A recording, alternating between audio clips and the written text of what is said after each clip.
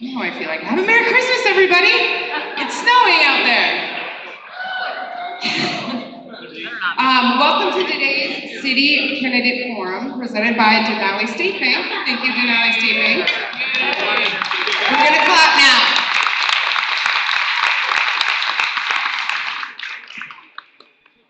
And also, just want to welcome you. This is the first business luncheon that we've had at our first forum that we've had at 8-Star Event Center. So it's a nice little change of pace. And I don't know about you, but I drove to the Westmark first before I came over here. So, my name is Angie Talent. I am the board chair for the Greater Fairbanks Chamber of Commerce.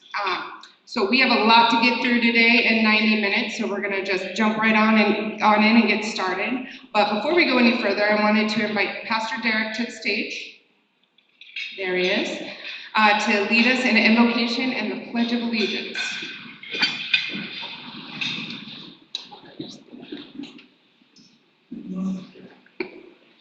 Let's pray. Dear God, thank you for this time together. We're grateful for the great relationships here at the Chamber. Lord, we do lift up these candidates. We just pray that they would have great wisdom. We thank you for their willingness to put themselves out there and through the challenges of a campaign. We just ask your blessing on them. We ask all this in the name of Jesus. Amen. Join me for the pledge. On the screen, I pledge allegiance to the flag of the United States of America and to the republic for which it stands, one nation, under God, indivisible, with liberty and justice for all. Thank you, Pastor Derek. I want to recognize our executive partners whose logos are proudly displayed on the screens on the side of me and the banners around the stage. These members go above and beyond with their financial support, allowing us to fulfill our mission, which is so important to this community. So let's show a round of appreciation, or let's show our appreciation with a round of applause.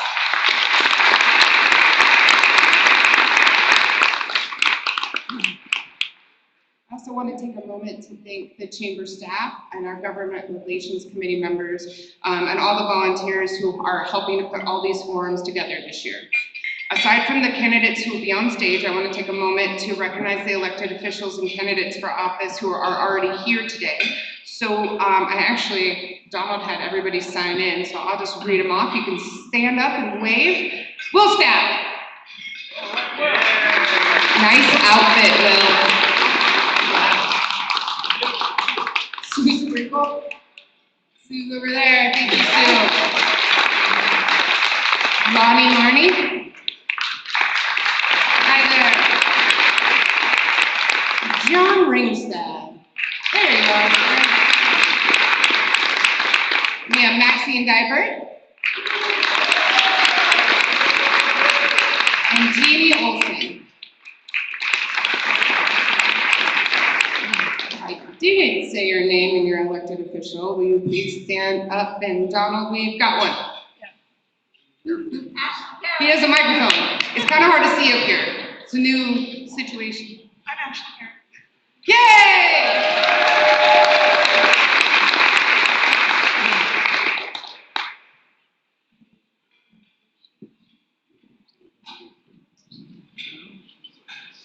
Crystal Tidwell, Fairbanks City Council.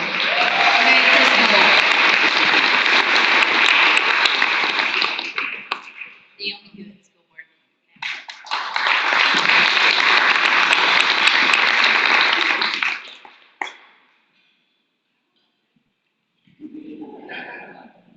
Mindy O'Neill, Fairbanks North Star Borough Assembly.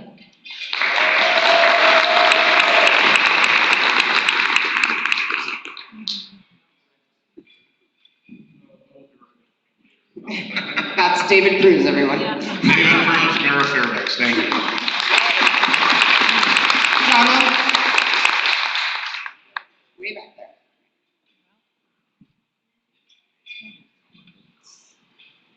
Sam Spencer, running for school board. I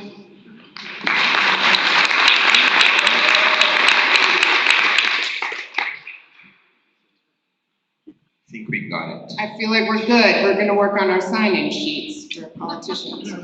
So today's moderator is president of GEM Company and chair of the UA Foundation Board of Directors. She is actively involved in the Associated General Contractors of Alaska and the Fairbanks Chamber's Government Relations Committee. So please help me in welcoming Meg Nordell, today's moderator.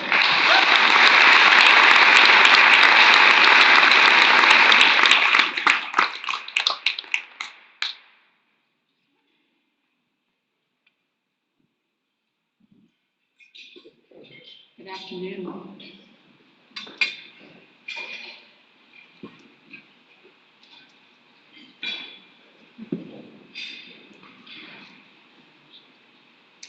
Thank you, Angie, and thank you for everyone for inviting me to be here today.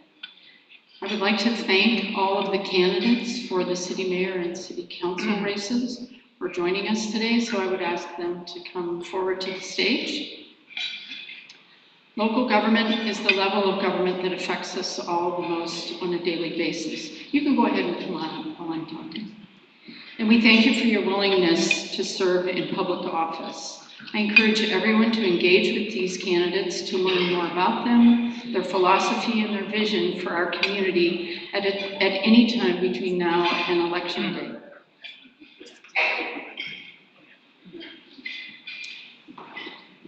So please join me in welcoming. I'll begin with our mayoral candidates. Far end, Mayor David Cruz, and current Borough Assemblywoman mayoral candidate Mindy O'Neill.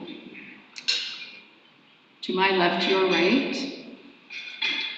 City Council candidate Sue Sprinkle. You'll see we have a seat for Hannah Eckluck. Unfortunately, she just notified us that she's unable to attend due to an illness in her family. So we wish her all the best and hope that you all will have other opportunities to connect with her. In addition, City Council seat D, Crystal Tidwell, was introduced. She does not have an opponent in this election, so typically the chamber does not include those unopposed candidates in a forum. So again, please introduce yourself to her, get to know her. So to our candidates, thank you very much for joining us. The Fairbanks Chamber is a nonpartisan organization proud to be a leading voice advocating for our community by supporting business prosperity in the interior. Our goal today is to help you, the audience, make an informed decision as you vote on Election Day, October 7th, or any time through early voting, which started yesterday and runs through October 2nd. So I'd like to quickly review our format. Throughout this forum, candidates will be asked a series of questions. The candidates will also have an opportunity to ask their opponent a question of their choosing. And finally, as our time allows, we'll take as many questions from the audience as possible. To those of you in the audience, if you have a question, please fill out one of the question cards that are on your table, hold it up, and one of our volunteers or staff will collect those from you. If you're seated in the listening section, question cards are available at the front entrance. Raise your hand, we'll get one to you. Before we turn our attention to our candidates, I would ask the audience to respect our candidates and the chamber by refraining from any responses throughout, other than your applause at the conclusion of our event.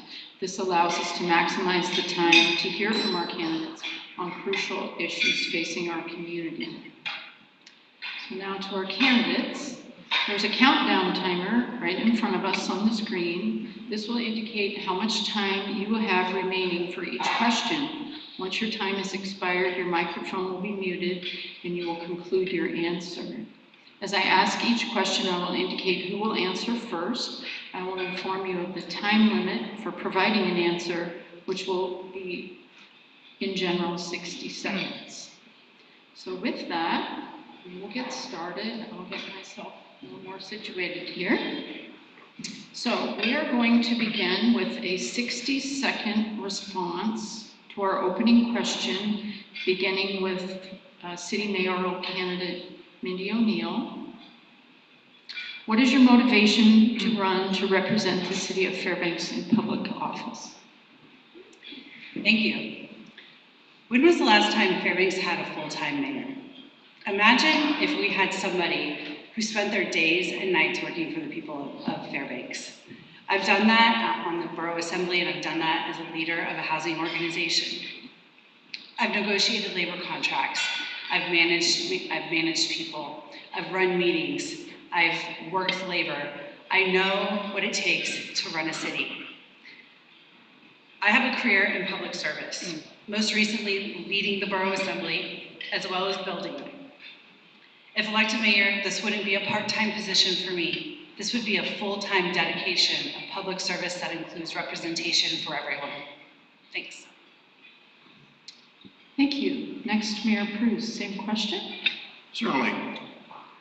You know, I was born and raised in this town, and I love this town. And when you decide to run for public office, you do it from your heart. This is the best town in the world. I've worked hard, had many wins, many successes over the last 3 years. So now you look at yourself and say, re-election time. Will I bring the same energy the next 3 years as my first 3 years? And yes, I will. You know, when I was mayor, I was in my office every morning at 7:15. My first stop was always the CFO of our city of government, make sure the finances were right. I did not waste a day. If reelected, I will not waste a day. That is my personality, hard work, success, because I work well with our city council, and it's a wonderful relationship. It is that one government in the interior of Alaska that we have that. Thank you. Thank you. And now to Susan, I'll ask you the same question. What is your motivation to run to represent the city of Fairbanks in public office? 60 seconds. Having moved here 20 some years ago, I lived in big cities, Philly, DC, Atlanta. I saw big cities doing all the heavy lifting. No one could change much. So when I moved here, I learned that you could make a difference. Oh, wow, we could start this program, or hey, we'll meet as people and make a difference to recycling. And I'd never seen anything like that in my life. So I got really into it. I thought, wow, I'm going to join all the groups I can do to make things happen. And this city allows that. It doesn't say, oh, it's already been done. We have a really special magic place here. And having done that for 20 some years, I ran for office, thinking that was the next step. I have taken that step, and I love doing the business of making our city better. So I want more of that. Thank you. Our next question will be for the mayoral candidates only, starting with Mayor Pruse. You have 90 seconds. As mayor, you are responsible for setting the tone for the city. What is your long-term vision for Fairbanks, and how will you bring the council, staff, and the community together to achieve that? I started implementing my long-term goal for the city of Fairbanks upon being elected 3 years ago. If you take a look at our whole system, we have more police, more fire department, third ambulance. Every measure that you look at versus 3 years ago, the city of Fairbanks is now better. Our government, our workers, were fully employed except for the police. Before I got there, we had holes in police, fire, ambulance, dispatch, public works. We are fully staffed except for one person in public works. So if you are a heavy-duty mechanic, please see me after this. I have a job for you. And we also have 6 openings in the police. And I'd like to call out, we have police over here. They're wonderful, they're exceptional. And Teal Soden is our public information officer. We have a great town. Our bones are good. If you look at our snow plowing services, we went from a 1-week cycle to a 4-day cycle.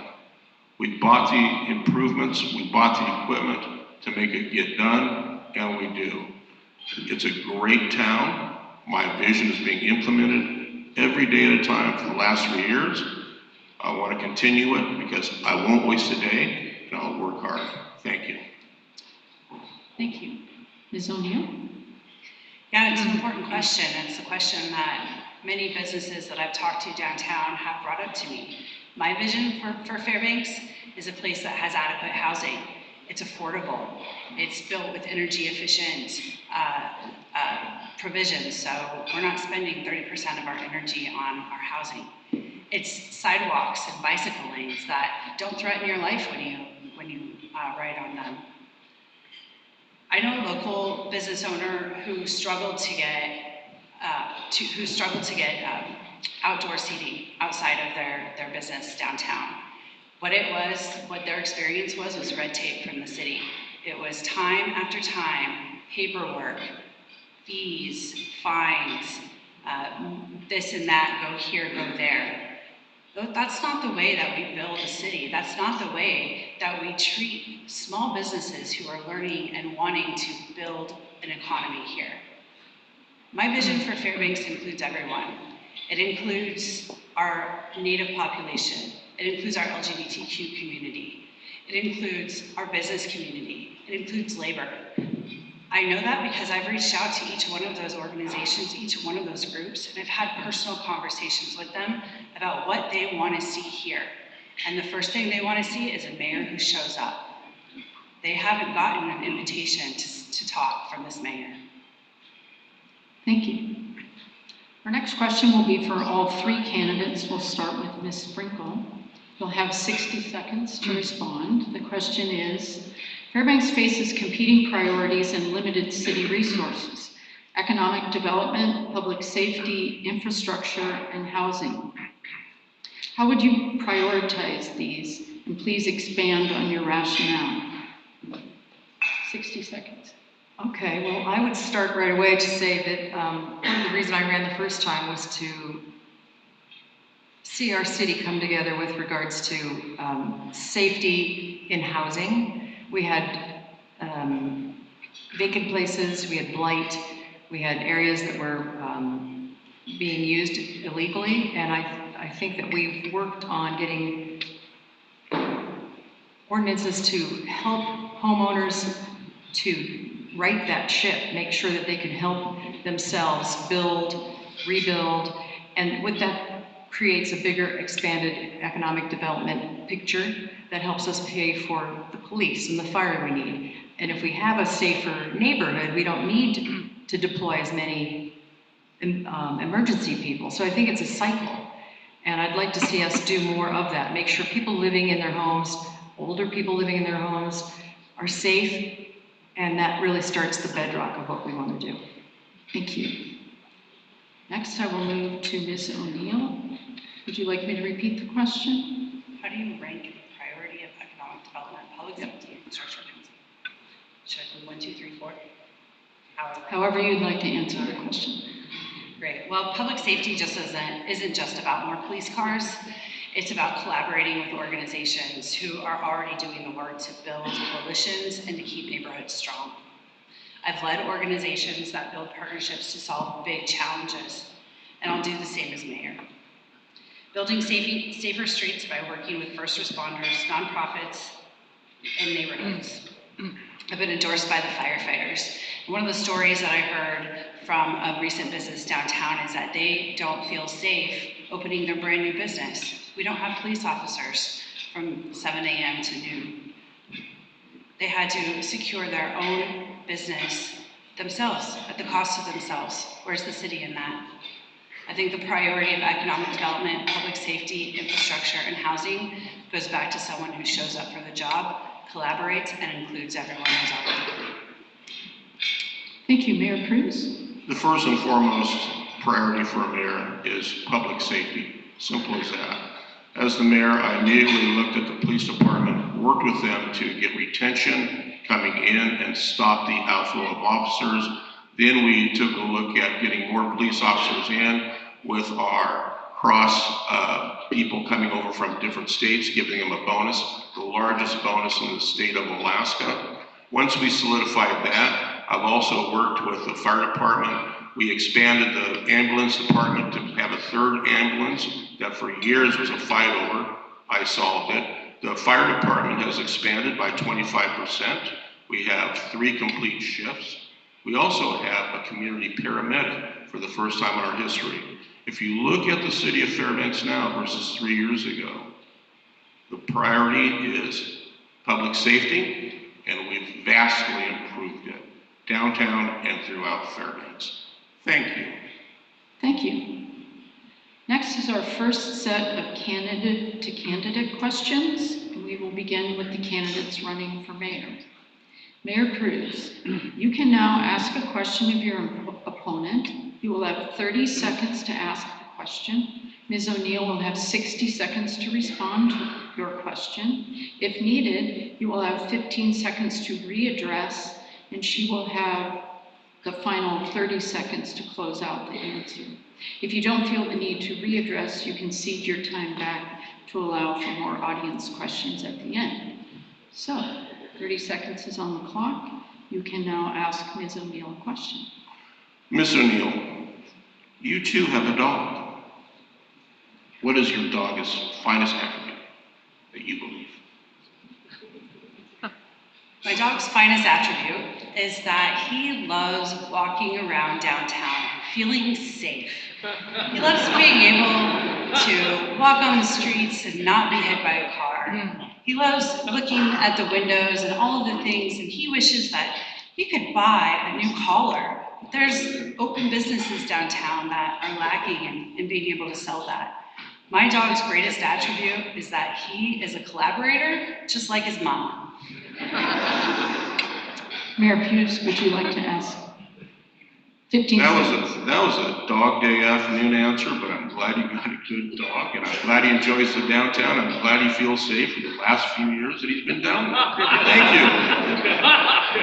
you. Ms. O'Neill, do you have any response? You have 30 seconds. Yes, Tito is he's very upset that he has to start and stop and start and stop and start and stop when he's just trying to walk along the sidewalk. Sometimes he likes the treats that are left there as well from the trash that's on there, but he's been involved and can't wait to walk the streets more with his mayor mom.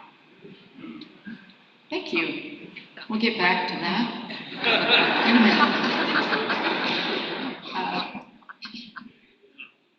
So there will be other opportunities. Back to our other questions, beginning with Ms. Sprinkle. You will have 60 seconds to respond to this question. How will you balance an ever-increasing cost of goods and services with the need to balance the city budget? Well, gosh, I think that we've started our budgets in the last 3 years with extra to work with. I've been very lucky to have been given a strong budget. We've been able to build into it the extra people that we need to hire, be it the fire department. We've brought more public works to play. We've done some good capital projects, and I feel like we've really been smart with our money.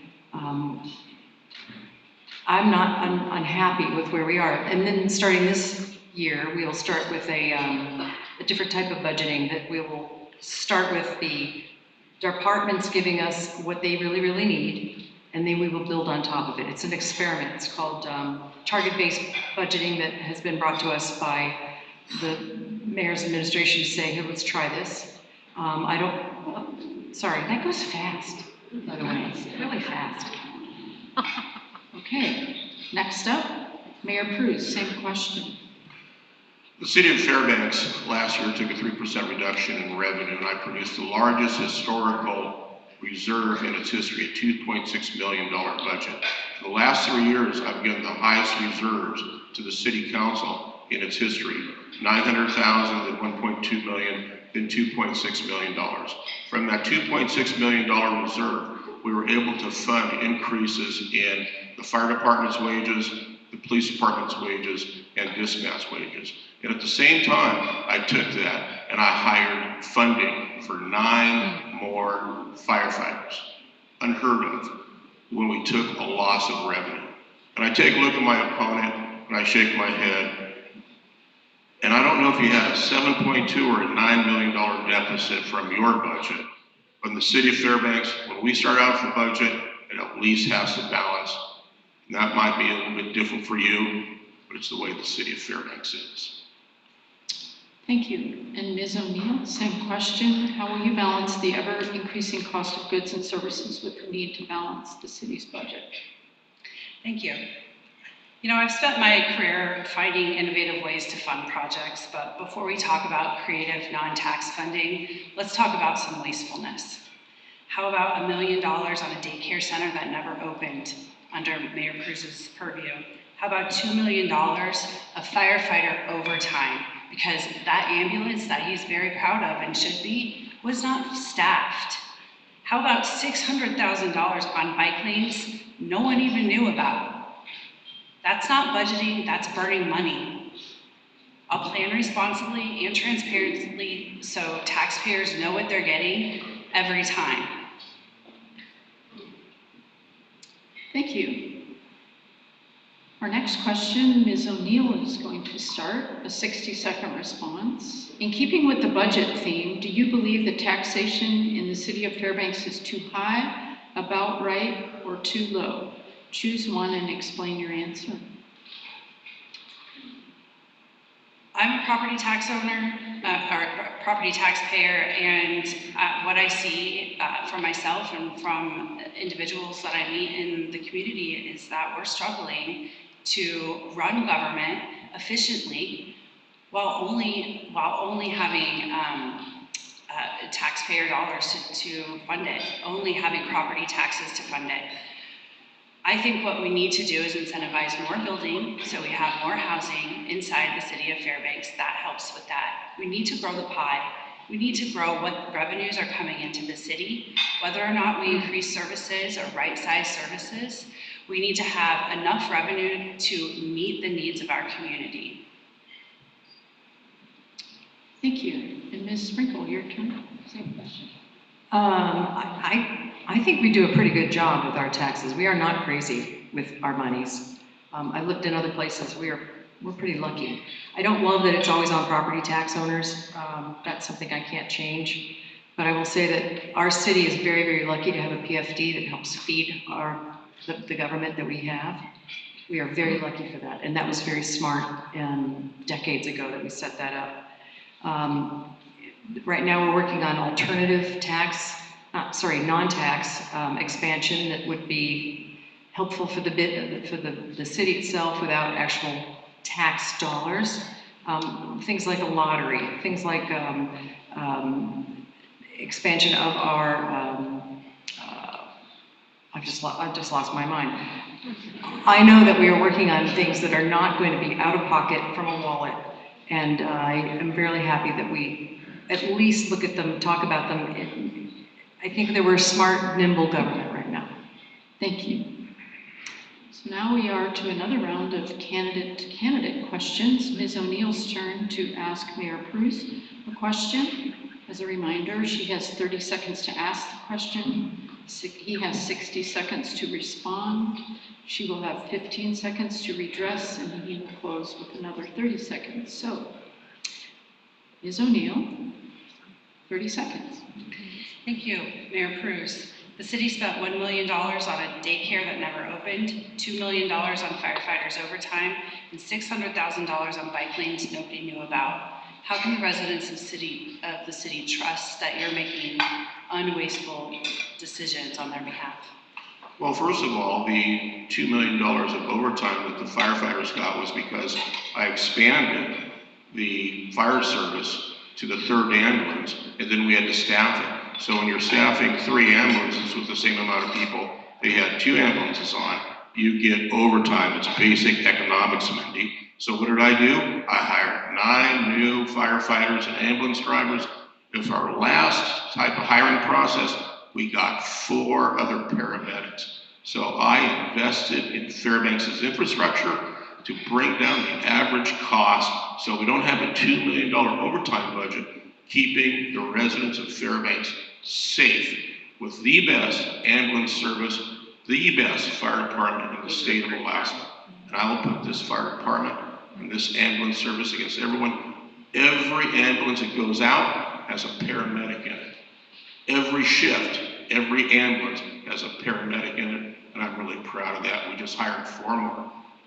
Thank you, Ms. O'Neill. 15 seconds. If you lead with economic values, what did you think was going to staff a new ambulance? How did you think that was going to work without funding positions that would staff it? Well, I had my chief of staff go out on a ambulance ride one weekend. He was out there for 24 hours, and he came back and said, you only have 2 ambulances. We need a 3rd one. I said, that's it. We're putting in a 3rd ambulance. No more fight. No more fight with the city council. This needs to be done. And I have the personality to get it done that they've been fighting over for 5 years. And that lady right over there helped me a lot. Thank you, Sue Sprinkle. We made the ambulance service in Fairbanks better and safer. Thank you. As a reminder, there are question cards on your tables or from a staff member. If you have questions, please fill those out, raise them up, and we'll add those to the end of our program as time allows. Our next prepared question, we will start with City Council candidate Ms. Sprinkle. You'll have 60 seconds to respond. As an elected leader, how will you engage with the Fairbanks Chamber and the broader business community to ensure their needs and voices are included in decision-making? Well, I, at this point, sit on the chamber board as a representative for the city mayor. So I am in fact physically there to hear and to be part of the conversations. I'm also part of the Government Relations Committee, and I go every Tuesday I possibly can. That makes a long Tuesday morning, Mayor, I've got to tell you. But I am thrilled by it because I think I get to hear from the state, I get to hear local chamber information that I need to share back to the city, so it's a two-way conversation I get to have. Sometimes it's all in my head, but I get to have those really great one-on-ones, and I hope I bring to my chamber the information they need for our city information, and then I hope at the city council I'm bringing chamber information that is imperative for us to work with. So, thank you. Ms. O'Neill, same question. Thank you.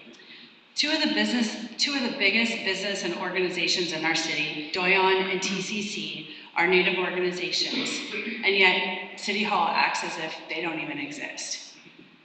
These organizations bring jobs, investment, and stability to town. Our small businesses suffered under the Polaris demolition. We closed businesses. Businesses lost money. How many businesses do you know were there 3 years ago that aren't there today? I can list them for you if you'd like. I have them. Every storefront downtown is a missed opportunity. A vacant storefront is a missed opportunity. This city has too many, as demonstrated on the front page of the Newsminer today. Mr. Cruz, did you go on this tour? No, but I okayed it to be Mr. done Cruz, with. can we start the clock? Sorry, I don't. That's okay. Okay. Let's just wait until the clock. There you go. Okay. Same question. This is Fairbanks. Everyone knows everyone. My goodness. I've known this lady here since we hung out in elementary school at a bus stop. And believe me when I tell you, she was the smartest person at that bus stop. We have a very transparent city. We all know each other. I'm probably the most transparent, available, active mayor that you can talk to because I host a radio show 4 days a week, and I've had most of the people in this room on it. So I'm very accessible. TCC, very accessible. We meet with them quarterly. The Fairbanks Native Association, meet with them quarterly. Downtown Fairbanks Chamber of Commerce. If I don't have the time to be there, I put people like Ms. Sprinkle there, Ms. Crystal Tidwell there. So they have representation from the city of Fairbanks because I have a very busy schedule with the city of Fairbanks. But I make sure that everyone gets representation from the city of Fairbanks. Thank you. Thank you. So we'll start with you again, Mayor Cruz. You have 60 seconds. What role do you see for a partnership model in stretching the city's resources further? And please give one example. I would say a partnership model stretching the city's resources is within itself. You know, we have 38% of our revenue coming from taxes on real estate. Very low. And so if we're going to stretch our resources, you have to look at other sources of revenue. And we have 84 sources of revenue.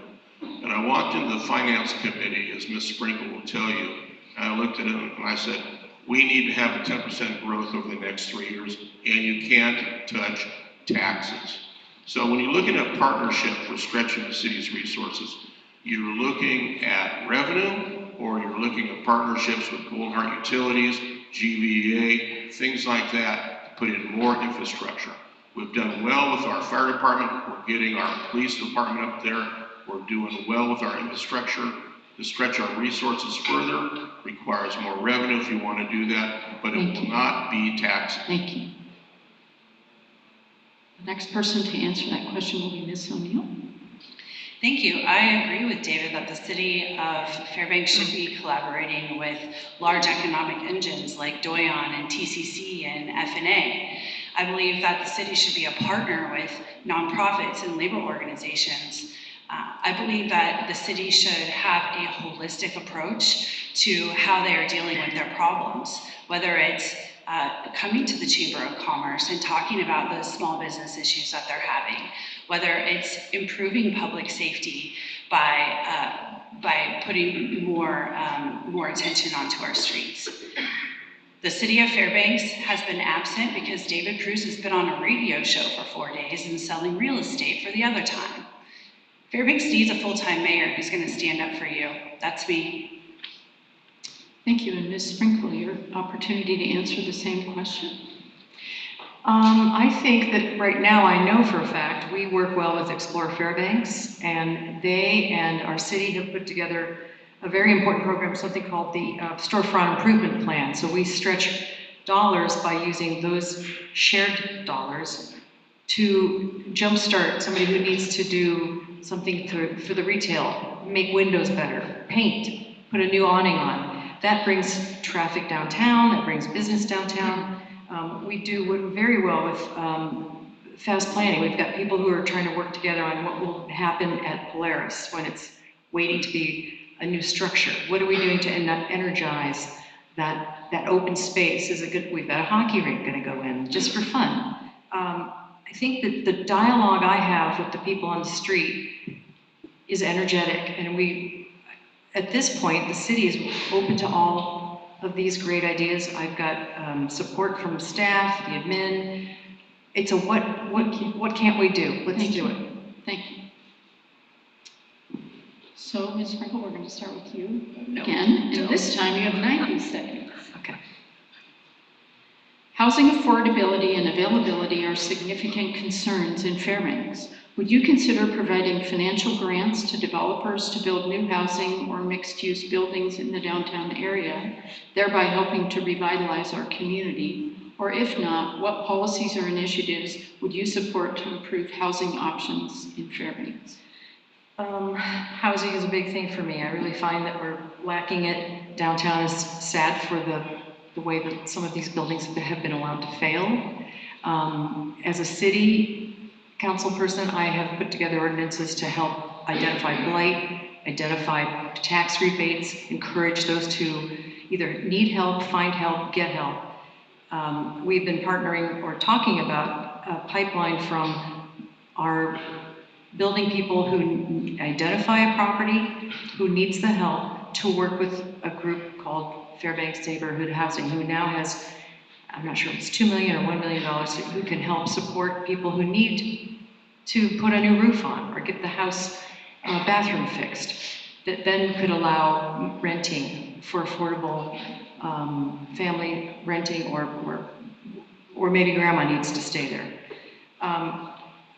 For a little while on my finance committee chair, I was wondering if we couldn't use the the permanent fund as a community bank. I don't know that got any traction, but I was just wondering if we couldn't do something with 0% interest as an investment to our own people. I thought that would be a worthy cause, but I'm not giving up on that because it could be something helpful. So yes, I'm all about what can we do as a city to make people stay, live, and be healthy and happy. Thank you. Ms. O'Neill, the question is, housing affordability and availability are significant concerns in Fairbanks. Would you consider providing financial grants to developers to build new housing or mixed-use buildings in the downtown area, thereby helping to revitalize our community? If not, what policies or initiatives do you support to improve housing options in Fairbanks? There's one thing about me that I want you to take away, and it's that nothing's off the table. I will always be somebody who listens to what ideas we can bring to somebody who wants to build. I'm a builder. I do that in my job every day. You know, we've been jabbing here a little bit, and the other day, Prue said, well, the city's maxed out. We don't have anywhere else to build, but look around. We have a lot of spaces to build, and is this the best that we can do? I know that we can do better. I know that we can provide ways to cut red tape with the builders. I've been working with the builders to understand what are their issues. How can we take away the regulations or make them easier to work with the city? And how can we incentivize programs that allow for housing to be built that meets the character of the neighborhood? That means we're not talking about high rises with 50 floors or even 4 floors. We're talking about 4 units at a time. That's how you build affordable housing. It matches the character of the neighborhoods. You take away the red tape, you soften the regulations, and you work with the builders collaboratively. Mayor Bruce? I sit on Alaska Housing and Finance Corporation's Board of Directors. I also sit on Fairbanks Neighborhood Housing Services Board of Directors. And the one thing I can't control is Fairbanks North Scarborough is reporting that we have a 12% vacancy factor here in Fairbanks, where we all know that that's not true. So with that, being on the Board of Directors of Alaska Housing Finance Corporation, I've been on it for 3.5 years. In the last 2 years, we have opened a 20-unit senior housing facility on Denali Street, and we're getting ready to open a 40-unit low-income housing development on 22nd Avenue. With Fairbanks Neighborhood Housing Services, we're presently operating 55 units for low-income housing. We're building 12 more units for low-income housing. I'm frontline real estate broker, know the industry very well. Now, what have we done for the city of Fairbanks for anyone who wants to come into the city of Fairbanks and develop and build? We've lessened the tax burden. When you come in, we will give you a certificate where you don't have to pay taxes on this for a specific amount of years on the upgrade. The city of Fairbanks does 1,200 building permits a year. That's an average of 5 every business day. That's unheard of, but that's how good the city of Fairbanks is, and I'm proud of that. I'm proud of that what we do, and I'm proud of how we do it, and nobody does it better than the city of Fairbanks. Thank you. Our next question is a 2-part question regarding the Polaris building. Oh, God. We're going to begin with Ms. O'Neill. You'll each have 30 seconds to respond to each part of the question. So we'll see about the time.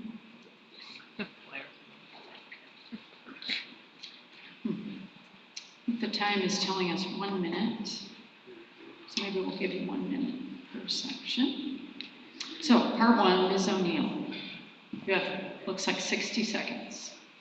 Will you support the City of Fairbanks in making financial contributions to transform the property to a new use? Why or why not?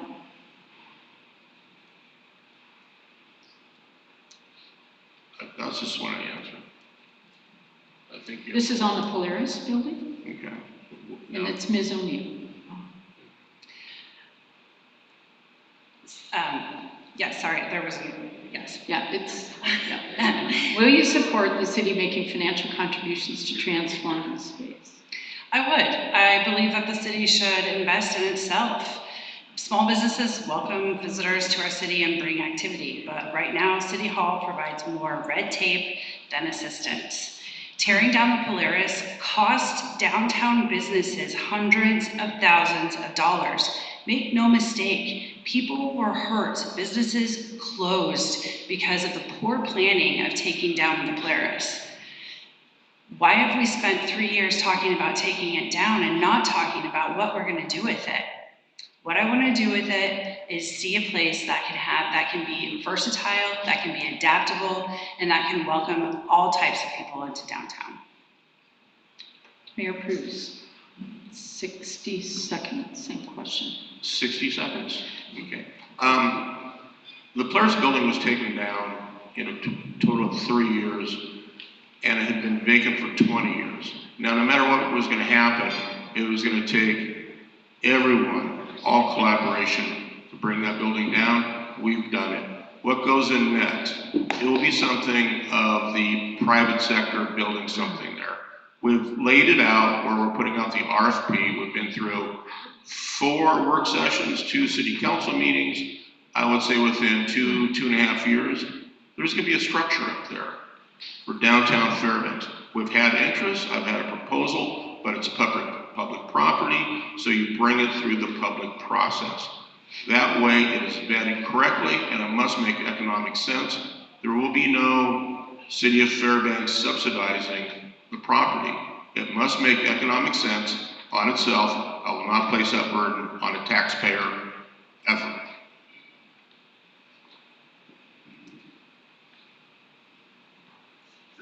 Sprinkle, your turn. I have been involved with the Polaris property almost 10 years now. It's gone through different entities, different studies, whatnot, but to see it come down has been really, really lovely, and I'm so glad that we have a blank slate. I don't know that we need to put financial money into it right now, because at this point, we've got people interested. The stages are stage A.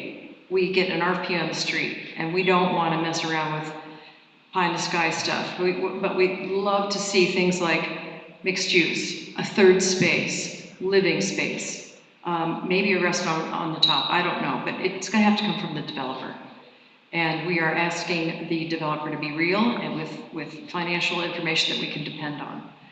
Meanwhile, as I said earlier, we've got some plans for making the spot right now livable and fun and inviting, so that people will see that this is a viable, important spot of our city. Thank you. So we're going to start with you on the second part. Again, 60 seconds on the clock. Share your vision for the Polaris space and what you feel the city's role should be in redeveloping that. Well, at this point, we are making plans to use that open space as a living space, like, everybody could come have is it food truck? Is it sport? Is it a seating area? Are there going to be swings? Is it going to be changeable with fake grass, paint? It's going to be usable, but movable. It's going to be simply done, but engaging. And I think we are going to the city is going to put some money in there, but we're looking for grants. So in the meanwhile, we are planning on using that to be an inviting component of the downtown, bring the energy there to say, hey, developer, look how cool this place is. You would love to be here. Don't miss out on the opportunity. So I'm excited. The more, the better. That's where I'm going to go with that. Thank you. Mayor Pruse. I envision a building there that will transform the downtown Fairbanks. It will be the anchor of economic redevelopment downtown Fairbanks. On the first floor, whatever developer puts in there will be great, but I would like to see retail space, storefront, restaurant space, and then in the middle sections, housing, if we can have it one way or another, maybe office space, or a combination thereof. And then on the top floor, another restaurant like the Tiki Cove. Then on top of the Tiki Cove, I'm gonna look at the developer and say, I'm Italian. I want an outdoor garden bocce ball court out here. I want to be 6 stories up playing bocce ball in downtown Fairbanks. Can you do that? And they're going to look at me and say, oh yeah, we can and we will. That's my vision. Something that is usable, wonderful for every Fairbanksan, because we deserve that. We will get that. And Ms. O'Neill. Yeah, I think David's answer really exemplifies how he uses his personal position for his own gain. RFPs. Watching! Please ask for respect. RFPs that let's not forget that this is public land, that there are RFPs that have been decided in closed doors that the public has not been invited to. It's great that these two, city council and mayor, have ideas, but they haven't asked the public about this at all. In fact, the only person that has asked the public about it was me when I held an event downtown, when I went door to door to the businesses, and when I invited our local residents around that area to attend. And do you know what happened? David Cruz canceled his private invitation-only meeting and blamed it on another small business.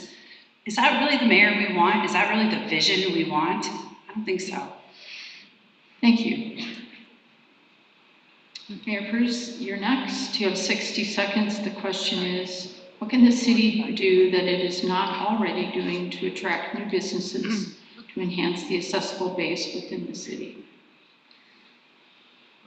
Well, I would say that we have to expand specific services. We have a lot of new construction going on right now.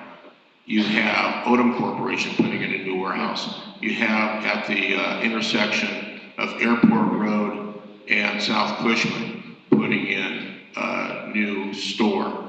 You have a lot of new construction going on. So what we have to do is make it so our building department goes in, even though we gave out 1,200 building permits last year, that we do not stop, hurt, or interrupt any construction that goes on that is done correctly under the auspices of increasing the economic development of Fairbanks.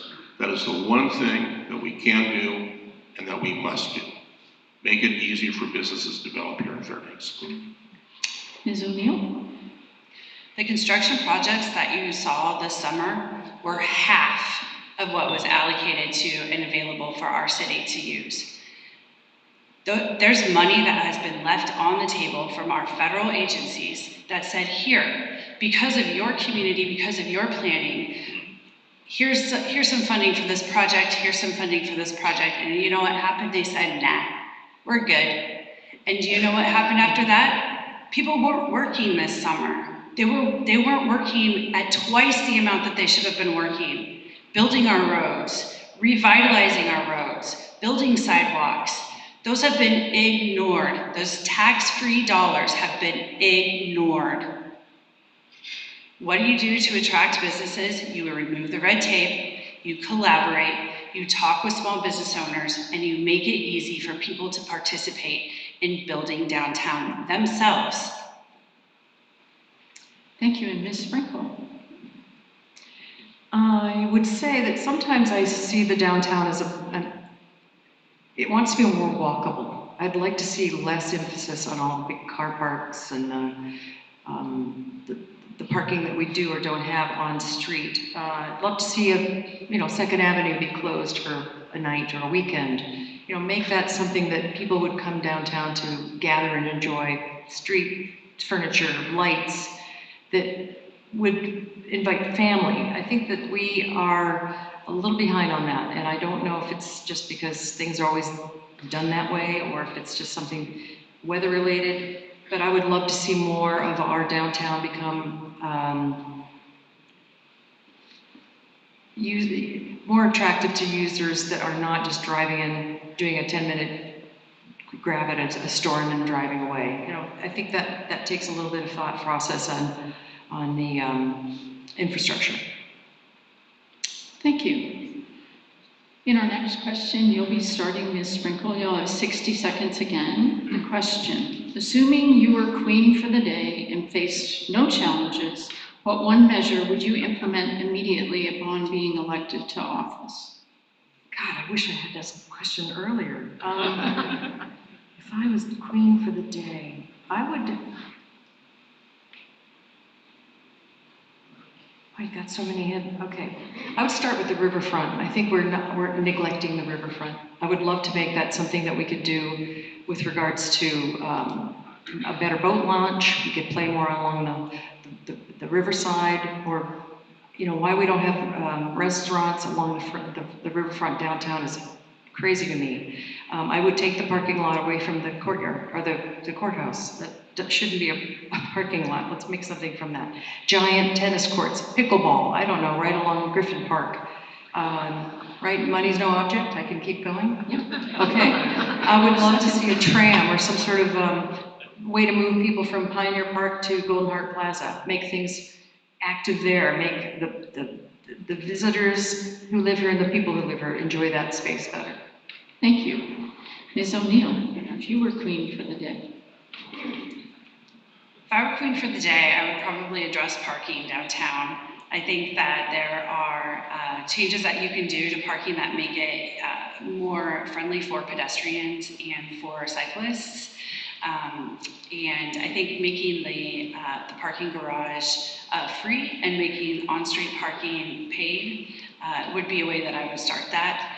I would be sure to implement that after public comment and adequate interest with the public, and I think that would improve our walkability and sustainability of downtown.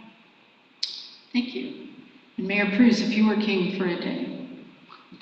I'm just going to address this to Teal Soden and Deputy Chief Sweet over there. If I was king for the day, I'd give you 6 more police officers to fill out the ranks. And I appreciate Ms. Soden trying to do that every day. And Deputy Chief Sweet, as I looked at you and Chief Doopy, I said, my only request is every night, everyone comes home. You fulfilled that promise to me. If I was king for the day, for the next 20 years, every police officer would come home. You know, I've gone out on a ride along, and when they put you in a bulletproof vest to get in a car, it changes your perspectives. That is one heck of a group out there. If I was king for the day, more police officers, they all come home safely to protect our fantastic city. Thank you. Thank you. So I think we have about 3 more prepared questions, and then we'll move to audience questions. It's about 1:05, and we're here until 1:30, so we thank you for sticking with us. Ms. O'Neill, you're the first responder to this question. Fairbanks has a long tradition of working across differences to put community before partisanship. In today's polarized climate, how will you foster respectful dialogue, build bipartisan solutions, and ensure progress on key local issues without importing the political divisions seen elsewhere? Thanks. I think for the last 6 years, we have, since I've been on the Borough Assembly, we have seen the most divisive political environment nationally, even statewide, and sometimes here locally. As a presiding officer for over half of that time, I've managed that. And that's because I work hard to understand different perspectives. I work hard to treat everyone with respect and dignity. I understand that we're all coming to this table in very different life experiences. And I understand that that means that sometimes what you say and how you say it doesn't really jive with what I say and how I say it. But at the end of the day, we're humans, we're Fairbanksans, and this job and being in local government isn't about partisanship, it's about serving Fairbanks, it's about serving this community. Mayor Cruz. In my first meeting as a city mayor, I looked at the city council and I said, I'm going to treat you the way I always wanted to be as a city council member. I'm going to include you in everything I do. That way you see it when I see it. And also, if I don't vote with you tonight, I will certainly vote with you tomorrow, because tomorrow we'll have another issue and we'll get through today's issue and go on to the next one. And with that, the city of Fairbanks, with the mayor and the city council, has had the best working relationship in a governmental body, most likely in the last 30 years in the Fairbanks interior. We are looked at with respect because we get along well, we work well together, we solve issues, and we help each other, and we contribute to everyone's different thoughts and ordinances. We're a very rare government. I'm so proud of being a part of it. I work with fantastic people, and that's what leadership does. Thank you. Thank you. And Ms. Sprinkle, would you like me to repeat the question? Oh, no, I've got You this. done? Okay. I can't say how much I love working with the people I have at my council. It is respectful, we have fun, we have differences, but I never feel like we're shouting down at each other. I feel like the camaraderie helps us get past some of those sticky parts, but we've always got a way to finish out a vote that is mostly 6-0. So it's not because it's an easy vote, but it's because we've thought through, we've discussed, working across the aisle with the air quotes. We don't bring that into the council room. I'm really, really proud of that, and I think that the mayor's right. I've never seen anything like that, and I'm thrilled for it because it is divisive everywhere else. It makes me sad, but I love the people I work with right now on my council, and I think we are an excellent team. So I would say that I think we're in good shape. Thank you. Thank you. On our next question, we're going to hear from Mayor Cruz first. I think it's a topic that's been mentioned quite a bit, but as a specific question, public safety is consistently ranked a top issue. What is your plan to ensure residents and businesses feel safe in downtown and across the city? Every day we are recruiting police officers. It's a nationwide issue. We work, and we work. We've actually, over the last 3 years, we've probably taken in 10 to 11 different police officers that have joined our forces from different hiring practices, being retention bonuses, being cross-country bonuses. You work on it every day. And with that, Fairbanks is getting better. We're better than most. We will do better. And it's the only department in the entire city that has not filled the ranks yet. But we're working on it. And I enjoy working with Teal Soden and our police department to make sure that everyone feels safe in the downtown and across the city. And that's why I have foot patrols now in downtown Fairbanks for the first time in 3 years. And at night, hired security to do that. Thank you. So we're doing better. Ms. O'Neill. Thank you. What this comes down to is planning and leadership. Understanding that we have cops that have not been filled, you have to ask yourself the question, why? Why can't we fill those positions? Why can't we fill our firefighter positions? Why do we have the homelessness population that we're seeing on the street?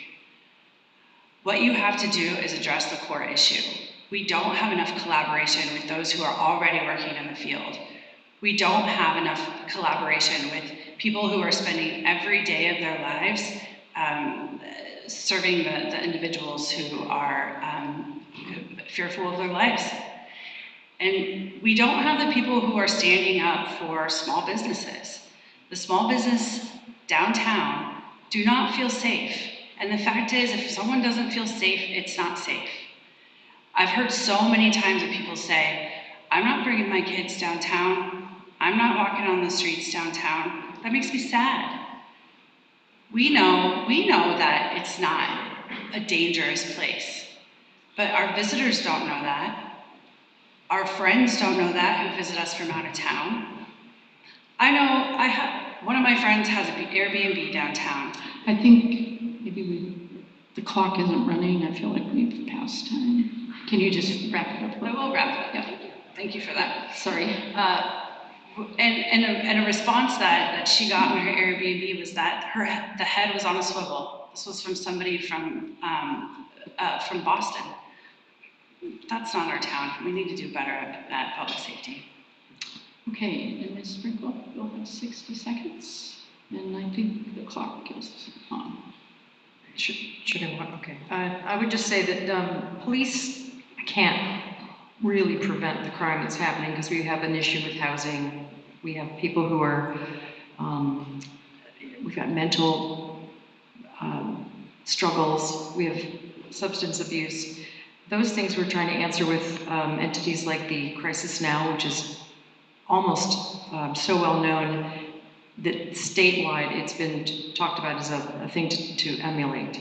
We've got the ESP, they meet the people in the street with the need to be either taken to a place to sleep off or get help. I helped stand up a group called Hope Link. I don't know if that entity is still got a home right now, but I think that issues of safety are because the people that are in need are really, really struggling and they're growing. So, I think it's financial. I don't know that we can answer that with a magic wand, but it's something that we are trying to do at a social level. Thank you. Ms. Sprinkle, you're going to start the next question, 60 seconds. Much of Fairbanks' infrastructure, from roads to water systems, is aging. How should the city prioritize infrastructure investments, and how would you pay for them? Prioritize. Well, I know that we have a great partner in Fast Planning, thank God. They do a lot of help for matching dollars to our city dollars, and the DOT does what they can to bring in the big projects, but they've been dwindling quite a bit. So the city has been doing a lot more of their own. We have a capital fund for that. We have some neighborhoods who really, really need a real revamping. So we have been trying to get federal grants for 3 years at the federal level, and they have not been successful. So the prioritization is that right now we are working with the people who need to be mobile, like we have the sidewalks downtown. We're having those rebuilt and restructured. Pavement is being patched as we can and as quickly as we can do it, but it's not all one way to fix it. We've got a lot of people that help us do what we do. Thank you. Ms. O'Neill. Thanks. Fairbanks can't afford more failed projects like the $600,000 bike lane pilot. We need planning, we need smart planning, and we need real follow through. That's the difference between wasting money and building something that lasts. When I show up, I follow through. When you look at the needs of the city and the infrastructure that's there, we have an opportunity to address our aging infrastructure. You can do that in many different ways, and you can do that with collaboration and working with those who are already doing the jobs. Thank you. Mayor Pruse. In 2025, our capital budget had $3 million going into infrastructure redevelopment and repair. We do it very well. We also work with Fast Planning, where we get with a budget of $10 million, and the city of Fairbanks gets about $2 million out of that. Take all that into account.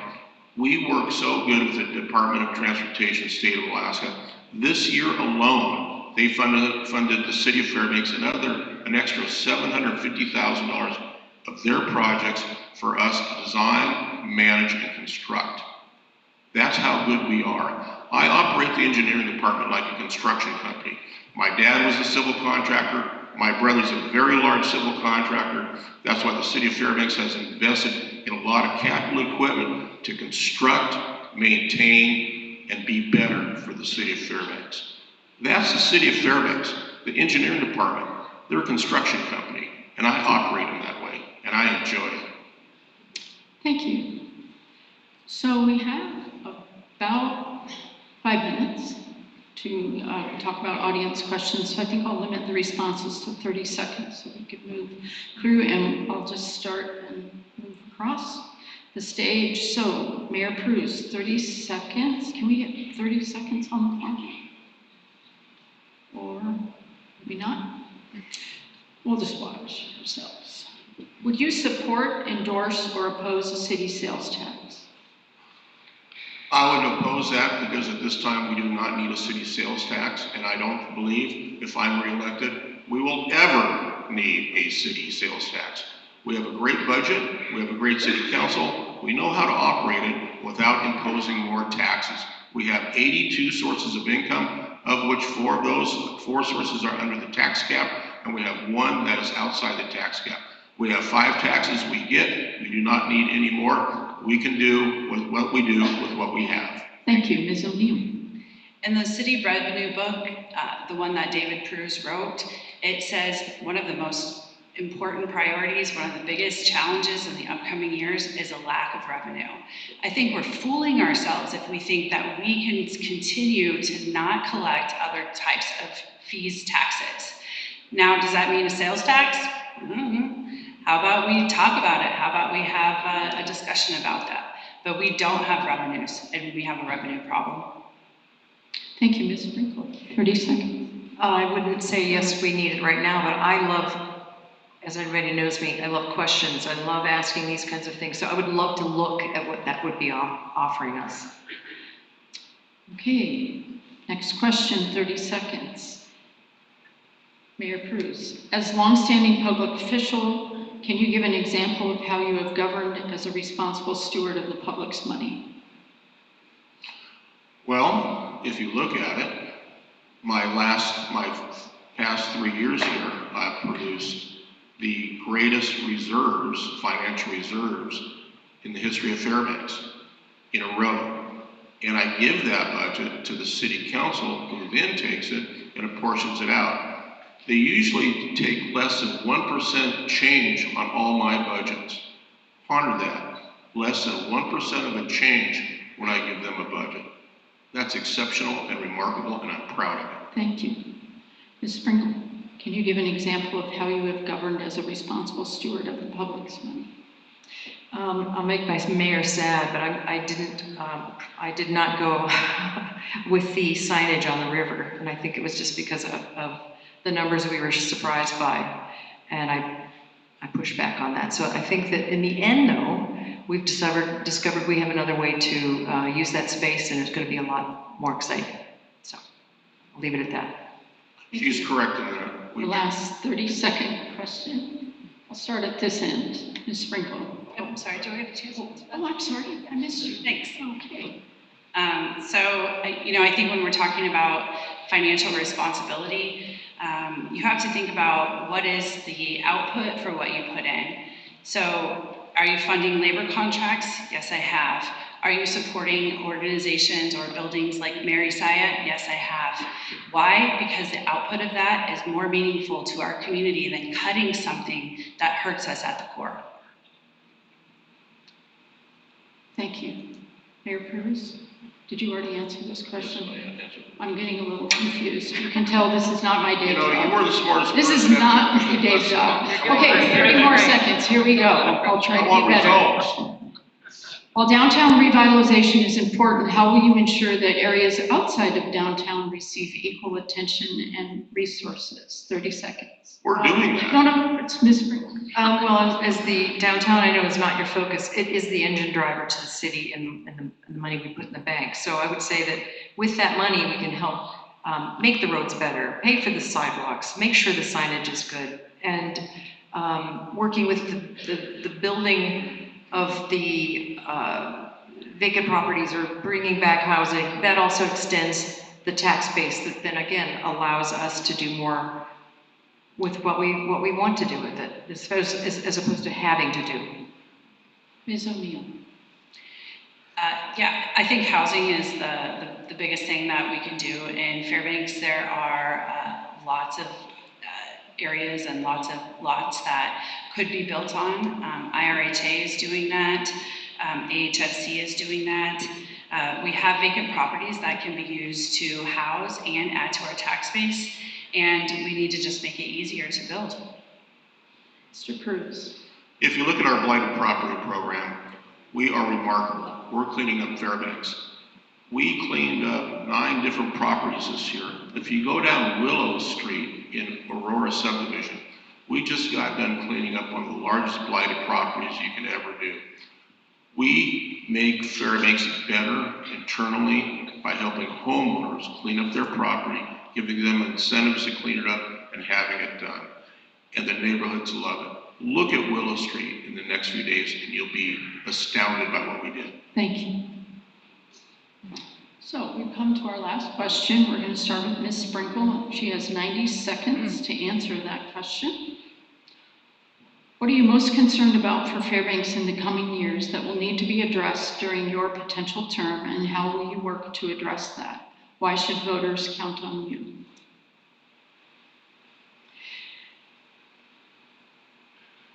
I feel like the people that have put me in office have seen the changes I promised I would make. I was part of the 3rd ambulance. I was part of getting rid of blighted properties. I am trying to engage all the players downtown to make that a livable and workable and exciting place to live.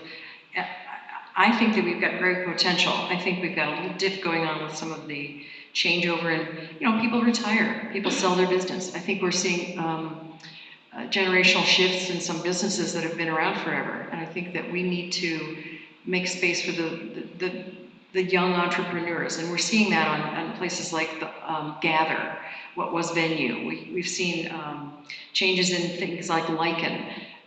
I love getting out of the way for people who are ready to say, I'm going to put my money downtown. And that, for me, is something I want to continue to encourage for the next 3 years. And I'm so excited to hitch my wagon to a star, or be the wagon, I don't know, but I want more of what we're seeing. I think that something's in the air, and I feel like we've helped put some pixie dust out there. Thank you. Mayor Cruz. What I'm most concerned about is external governments, state of Alaska, Fairbanks, North Star Borough, that have on the city of Fairbanks. If the Fairbanks North Star Borough right now has a $9.9 million deficit one way or another. What are they going to do to cut or to tax to get rid of that deficit? The state of Alaska, every year I worry about the PERS program. Are they going to increase the cost to the city of Fairbanks on that? They're pressing down, the cost of the state of Alaska is pressing down on the local communities more and more costs that they incurred for themselves that are now upon us. That's what I work on with our representatives, our legislature, and our federal contingent. We can take care of the things that are inside of the city of Fairbanks. We've done that. We've done that very well. What scares me are those things that I cannot control. And those are government entities that are not the city of Fairbanks, but they reflect and they influence on the city of Fairbanks. And I try and buffer that every day. Thank you. Thank you. Ms. O'Neill, 90 seconds. Thank you. I'm about 2 decades younger than everyone on this stage. And that means I have about 2 more decades to invest in this town. What I'm seeing at the doors, and when I talk to my neighbors, when I talk to my friends, when I talk to small business owners, is they're concerned about what's happening here. People are leaving, schools are closing, energy is high, we don't have housing, we can't recruit people. Why is that? Because we lack leadership. We lack people who will say, we have a revenue problem and we need to address it. How are we going to do that as a city? How are we going to do that together so we can bring back jobs, so we can have lower energy costs, so we can have affordable housing, so we can recruit officers that want to stay here and not just get their 5-year bonus? Come on, look around. We have a good thing going, I believe it too, but we don't have the energy that I have. We don't have the energy that I have to leave the city. I've shown that in my experience on the Borough Assembly, I've shown that in my day job, and I've shown that by working side by side with almost every single person in this room, volunteering, celebrating our events, sitting at policy tables. My biggest concern is we're not gonna have the brightest staying here because it's already happening and we need leadership. We need it now. Thank you very much. So I think we should give all of our candidates a round of applause. Thank you.